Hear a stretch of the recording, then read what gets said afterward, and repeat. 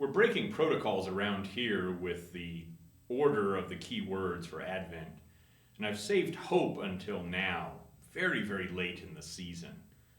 Almost all the time, churches that are thinking about Advent and thinking about those classic key words put hope up at the very front, or at least close to it. Peace and hope and joy and love usually rounds us out. But this year, I felt like hope needed to be the last word before we arrive at Christmas itself. Because there's something in that word hope, friends, that suggests to me a message of resiliency, a message that tells us one more time, perhaps in an even more powerful way, that this season of year, that Christmas itself, does not find its strength and its power for our lives in some sort of perfection or in a false veneer of holiday spirit that is put on as a top coat. Christmas is not a story about hiding from things or false realities.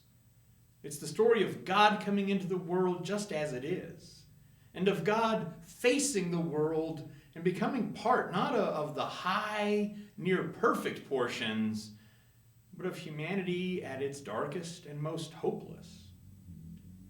It's a story, friends, when we get to Christmas, of Mary, who is almost set aside because she is pregnant with no one other than the Savior of the world, of Joseph, who struggles with themes of infidelity and righteousness and what these words really mean.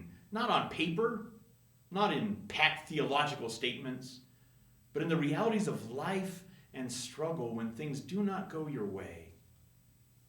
And of course, the nativity story itself unfolds in a stable the Holy Family occupies chiefly because Joseph's family doesn't want to have anything to do with Joseph, their golden boy, and Mary, a very questionable young woman who has shown up with somebody else's child.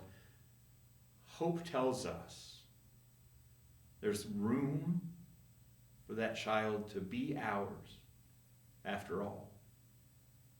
And that this kind of treatment of others does not have to be the way the world is. But God doesn't shrink back from the world as it is and our lives and our struggles and when we get things wrong.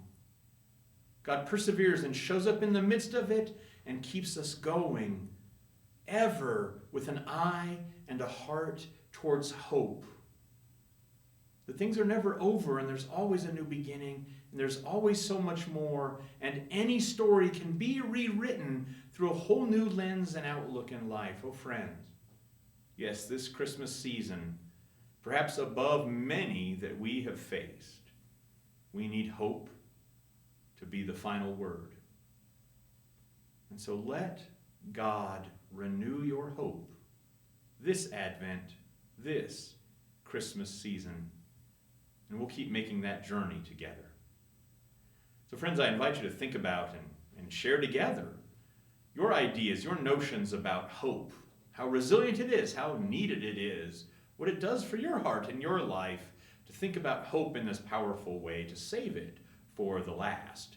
You can join us by commenting below this video. You can join us for worship this coming weekend, or you can just think about these important things for yourself.